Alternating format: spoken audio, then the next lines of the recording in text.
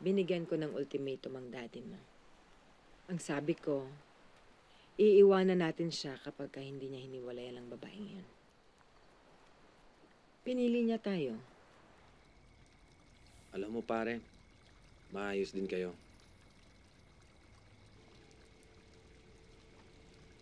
Ewan ko. What have I done, man? Why am I so stupid? Why was I thinking with my... Now, ang tumatakbo lang sa utak ko are the things that I should and shouldn't have done. So anong plano mo ngayon? I don't know. I have to suffer the consequences of my actions. My stupid actions.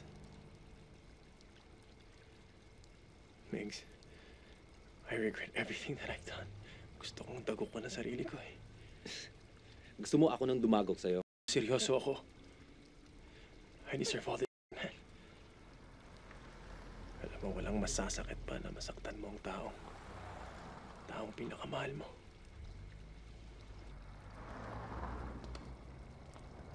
You'll be fine, bro.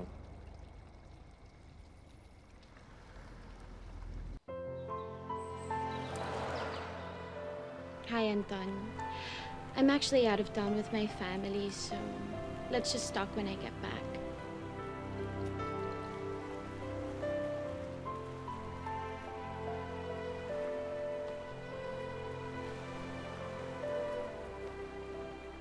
Rafi, have a drink?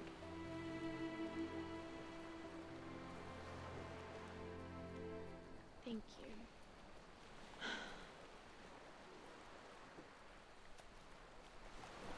You know, Mom, I've been thinking.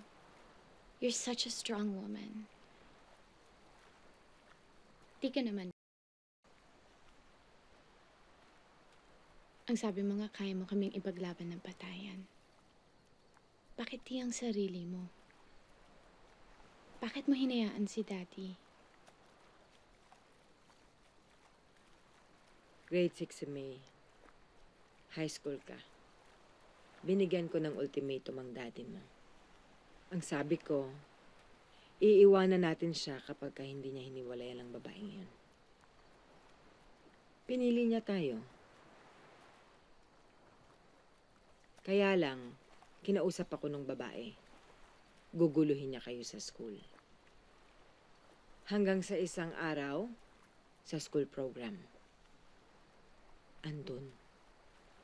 Ang sabi ko, aba, seryoso nga. Tumahimik na lang ako.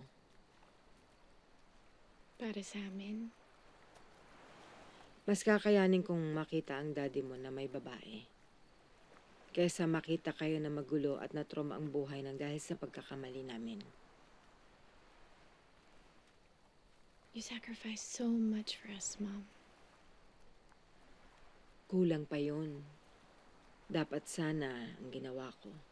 Tinulungan ko ang daddy mo na linisin ang kalat niya. Sana, inilaban ko siya. I could have done more.